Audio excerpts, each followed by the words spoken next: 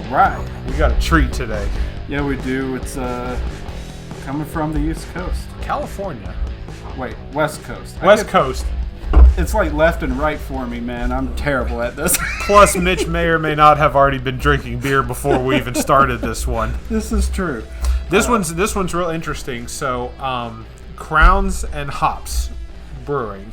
I've had my eye on them for about a year now, and I've been wanting some of their beverages for months. Now, how did you come into this? Well, I guess I really learned about them during 2020, but when we first started doing our recordings, right, for the Foamy Heads, I was doing a lot of reviewing what breweries could we get our hands on in California, thanks to our connection with the Black Tuesdays. Yep.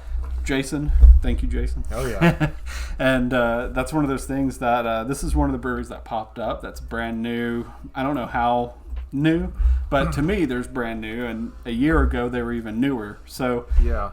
Anyway, Crowns and Hops, dope logo, and their beers look delicious. And finally, there's a website I was able to use. There's many out there now. They get a lot of these websites and services came up through 2020, but I was able to get a beer delivered to me, and I am absolutely excited to have a IPA of a sort from them. Yes.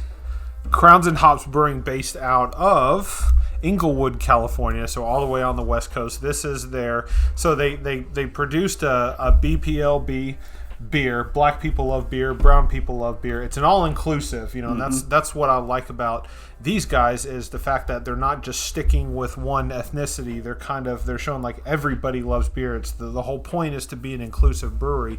They created an IPA called BPLB, and then this that we are drinking today is the double hazy India Pale Ale version of it. So 8.5% brewed with El Dorado hops, Mitch. You know I love El Dorado hops. Yes. Montuca hops, and it's Sabro. It's got an addition of Sabro hops with it as well, which from what we were reading, of course, we didn't have the original BPLB, but the original BPLB beer did not have the inclusion of Sabro hops. The double hazy IPA, which is what we're enjoying today, has that inclusion of the Sabro hops as well, in addition to the Montuca hops and the El Dorado, which is one of my favorite hops currently. And I'm really excited.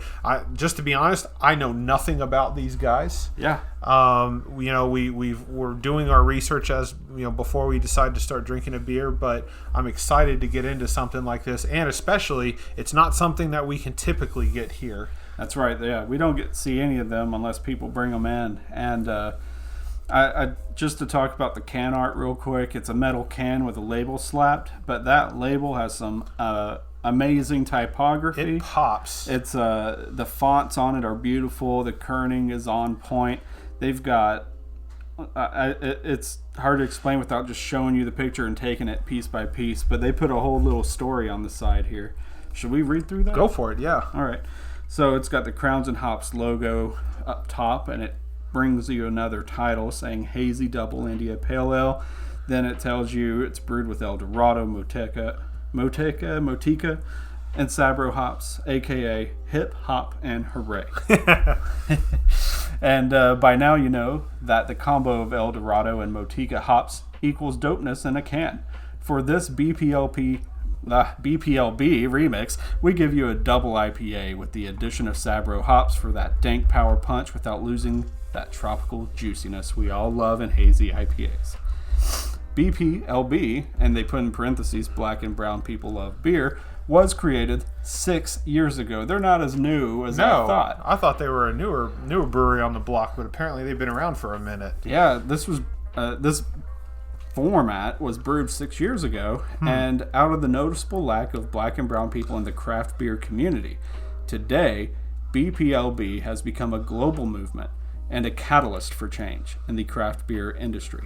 Own your authenticity.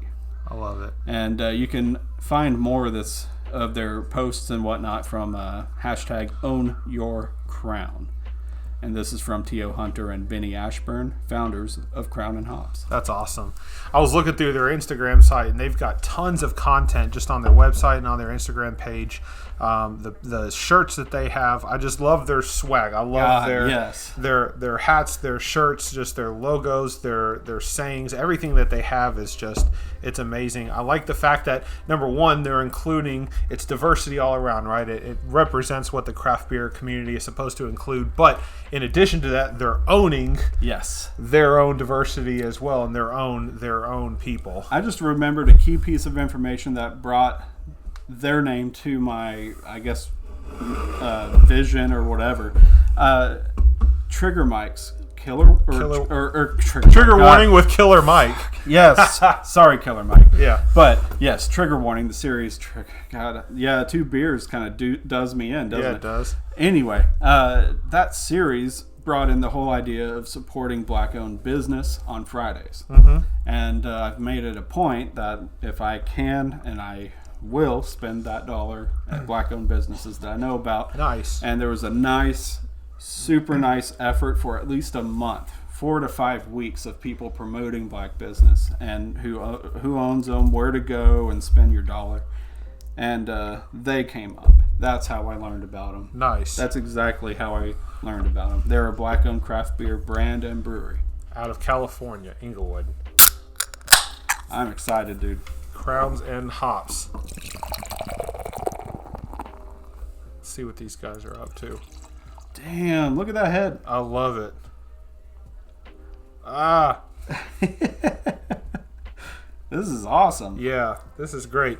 I was a little bit aggressive with the pour because I wanted to see if I could get like the nose to come out like the aromas.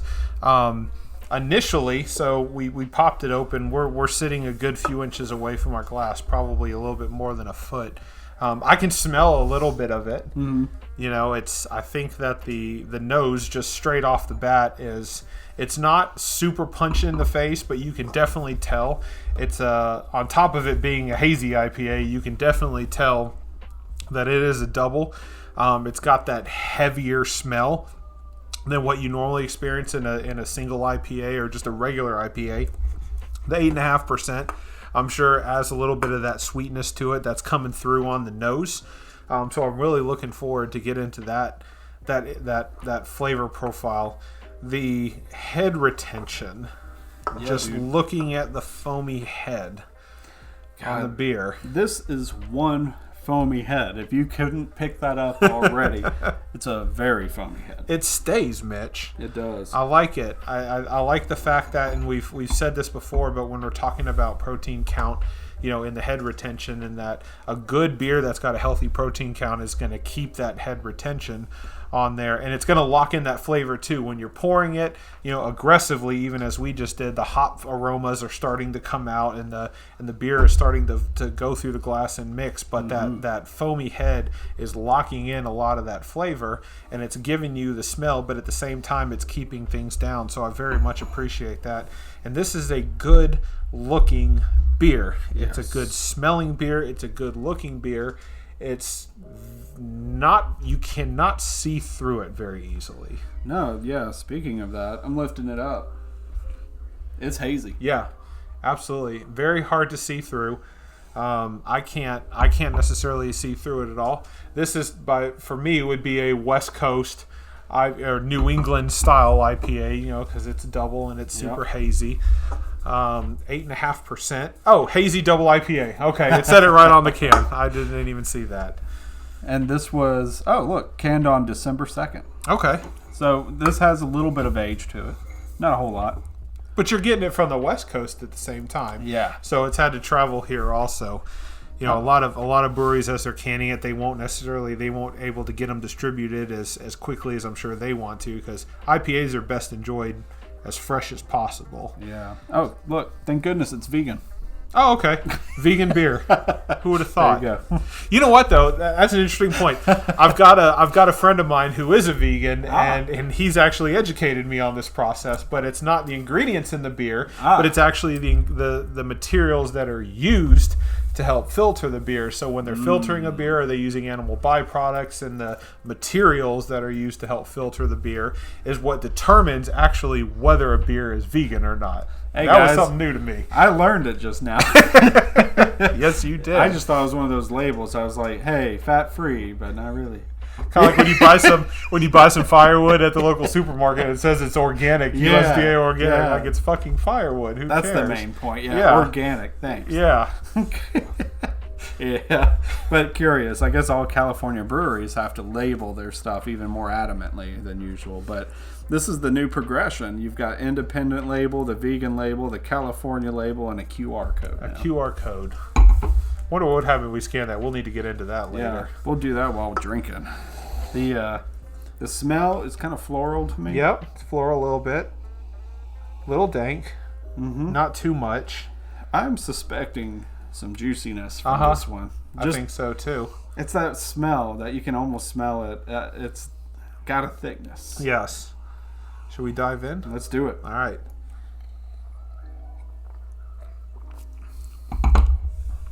Man, that is juicy. You're smooth. Right. Sweet, thick. Really, you called it. You said you're expecting some almost thick sweetness, and that's exactly what this is. This is way better than expected, but it does have like a little sweet lift that sticks around for a while. Almost like how honey would do. But I know this isn't honey, but it's sweet. It sticks to the back of your throat, like it stays with you. It's got that, and we've mentioned this before. You know, like Nashville's own Bearded Iris has a very unique flavor in their IPAs, and when you drink it, it's so juicy and so thick, it just stays with you on the back of your throat a little bit. I'm picking up not necessarily on the Bearded Iris flavor, but I'm getting that consistency that stays on the back of your throat as you're drinking it. Yeah, I can definitely agree to that. That is very prominent. 8.5%. Amped up double IPA version of the Crown and Hops original flagship BPLB, available in the Bay Area. We're lucky enough Mitch was able to score some for us. I'm reading their Untapped description. Beer is built around the same hop combo, which is El Dorado and Matuka hops, as the standard Gravity version, which was their single, apparently from 6 years ago. Damn. But also introduces the new Sabro hop to the mix to offer even more delightful contemporary dank hop character. So I wonder if the Sabro hops, that's new to me. I haven't had too many Sabro hops, but I wonder if the dank profile that I'm picking up of is due to the Sabro hops. I wonder, man. We're getting assaulted by this new hop. I mean, it's been since end of December for me, but almost every week I'm reading about a new beer that's using Sabro hop. And the ones we've been drinking every once in a while, there's a Sabro in the mix. So I'm curious I want to know more about this Sabro hop. It's becoming super standard. I don't know. There is a word for that. And we don't know much about it, though. Yeah. Like, it's Citra is very clean, and it's very bright, and it's very easy drinking. Like, it's very fresh. El Dorado hops for me are kind of like that. It's a little bit spicier, not peppery, but a little bit spicy, but very it's not just super mellow and sweet. It's just, it bites you when you're drinking it. It's very aggressive as you're drinking it. And I get that a little bit in here, but the Sabro hop is adding, according to the description here, adding some dank hop character to it. I wonder if the Sabro hops is a little bit more of a dank flavor profile, something I'll have to look into because I don't know anything about Sabro hops. Yeah, that's a interesting thing. I almost wish we could buy dime bags of hops so I can whiff it, chew on it, and smash it up a little bit. Well, that's the beautiful part about having single hop beers. That's true. A lot of times when you create a single hop IPA, they only use that one hop, and it really truly does allow you to experience the flavor of that individual hop. I remember when I first had my very first El Dorado single hop IPA. It was at a brewery called Brewing Brewing in Asheville, North Carolina. They were relatively new at the time. I had never had El Dorado hops, and I saw it was an IPA only brewed with Eldorado hops. When I took a sip of that, I knew immediately what Eldorado hops taste like. Interesting. So being able to have a beer that has a single hop, I think would very much benefit us because we would be able to determine what that hop tastes like. Maybe we need to start finding an IPA that's single hop with Sabro so we can understand it a little bit more. Yeah, that's an interesting thing. That's the only way I learned about Citra was the Citra only hop, and the flavor profiles stick with you as long as you stay up to date by drinking. There's so many hops out there, it's easy to forget what they taste like. Yeah, it is. I loved being able to put my hands on hops. So the only time I've been able to do that was at Craft Brewed back in the day, which they don't have the home brewer section No. anymore. They used to. You're right. I didn't even think about that. They used to have the homebrewer section where you could pick out the hops, you could pick out the barley, the wheats. You could buy everything, and you could understand exactly what you were looking for before you picked it up. And that's where the idea of a dye bag came from. You could bring your own bags in.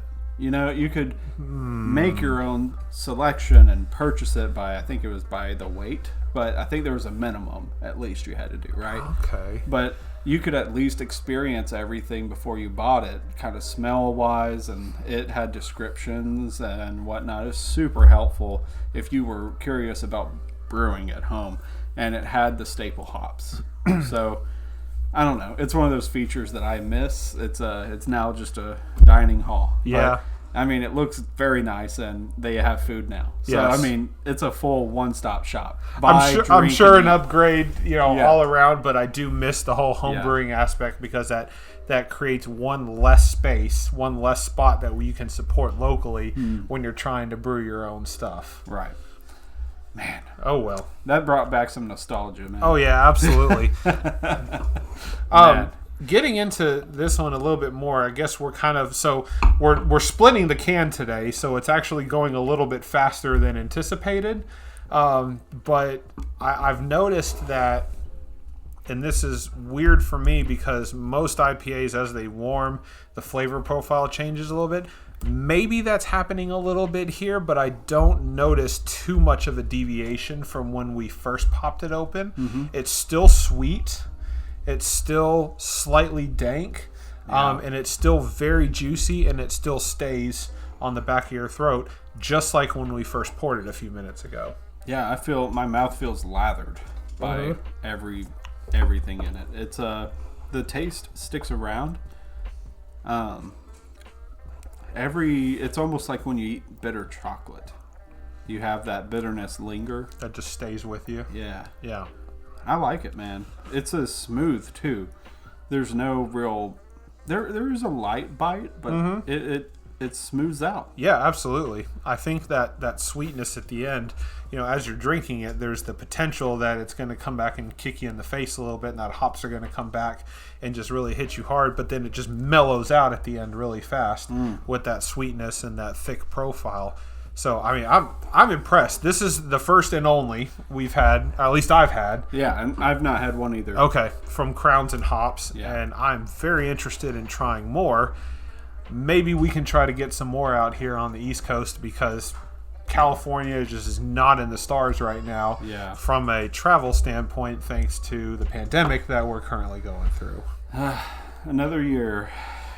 Kind of thought 2021 was going to start off better, but I guess I should learn that you just can't hit the reset switch once the first of the year rolls over and everything is better. It's kind of has to fade away. It'll get better. Yeah. I feel like it's a little bit better now than it was, during the last half of 2020. It's definitely a lot better than March and April of 2020 when everything was locked down, but we have to continue to be vigilant until we squash this thing. Yeah. And that requires everybody being a little bit more patient and a little cautious, and for us that means no traveling to California if we can avoid it. Yeah, it's another year, man. It's already started off escalated from the last. Yeah. 2021's one-upping the 20, so I almost want to jump into 2022 at this point. Yeah, I mean, it's a bunch of shit. Well, to summarize, my glass is empty. Yeah, dude. Yours is just about gone. It's about gone. I guess we should go ahead and summarize and You know, I'm jealous because while we were looking at their website, they have a Pilsner coming out. You have a soft spot for Pilsners right now. Yeah, it seems lately. It developed, dude. I think it was either 2019 or 2020 when I had a dry hopped Pilsner. Yeah, I think it was the Hoppy Crisp from Southern Grist? It was. Yeah, that kind of what got you going, right? It got me back into Pilsners. Yep. And that's a style that you cannot mess up on. You can only improve on. Anything less is a failure. So it's just it's very particular. So seeing them being able to produce a Pilsner I really hope we can get our hands on it. I think it would be great. The 8 Trills Pils is the Pilsner that Crown and Hops puts together. Super excited to find, to have this. And thank you to Mitch for bringing this, because it's a great beer, and I love the message. I like the beer. I love what these guys are doing, and we've only had one of their beers. Yeah. This just shows that they have so much more available. And they're serious about their passion. Very serious. Initially just opening it up and pouring it, little bit on the smell that comes out initially when you're popping it open. You didn't have to stick your nose all the way in it just to smell the beer. There's a little bit that kind of came out. The head retention was very healthy, a big foamy head, and it stayed. Bubbles weren't the tightest in the world, but that's not necessarily a bad thing. It's just the way the beer was brewed. The head did stay, quite a little while. Super juicy looking. It was very hard to see through. Matter of fact, we couldn't see through it at all. Yeah, it was basically orange juice. Yeah, it looked like orange juice. Yeah, it really did. I think that's a good example. And of course, the taste. Big ups to. Sorry, let me interject. I think that says it all. I don't even think we need to go any further. 8.5%. Yes. Not too hoppy and a little on the sweet side, but it wasn't overly sweet. It perfectly balanced out the hops with the 8.5% ABV. It was an easy drinking. It was smooth drinking. Mitch, if you had to rate this beer on Untappd, I'm putting you on the spot. You didn't know I was going to do this, but what would you rate this beer if you're going to put it on the spot? Is this a good, better, best? Is this something that you would have again? Do you want to try more from these guys? Kind of run it down for us. It's a solid 4 for me, man. Yeah. I'm a fan of doubles and the basic kind of like hazy IPA. Mm-hmm. Triples are a little more trepidatious for me. There's a word. Trepidatious. But the triples, if they hit me too sweet, I don't like them as much as my doubles or originals, singles. Gotcha. It's one of those things. But this is double means that single has to be good. Yeah. I mean, this is probably just a little sweeter if I'm to assume what the previous originator model was. Mm-hmm. It's probably got a little bit sweeter lift to it, and it's probably a little more pungent. But it's a winner in my book. This thing's delicious, and I would drink it at home. I agree. I 100% agree. I think for me, this is a 4 as well out of 5. I mean, I think the guys at Crowns and Hops, just basically off the one beer that we've had today, they know what they're doing. They didn't just throw some hops in with some water and some barley, whatever, and put it out and call it a beer. It seems like these guys have a passion for what they're doing. Yeah. I love their message. I love their merch, their swag. It just seems like they're not just about beer, but they're about getting out into the community. They're solid all around. Yeah. Beer, apparel, the look that they got. I love their personality. Logo. Just the simple crown is amazing looking. Everything. We checked out the social media a little bit. They're highly responsive, it seems.